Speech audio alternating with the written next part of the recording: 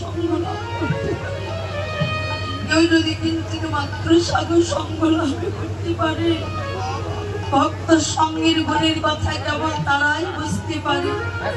তবে আপনারা সাধুগুরু পরম বৈষ্ণব, আপনাদের কাছে কিছু চাই না, শুধু আশীর্বাদ করবেন জনমে জনম ধরে যেন আপনাদের মতো সাধুগুরু পরম বৈষ্ণবের সঙ্গ লাভ যেন করতে পারে।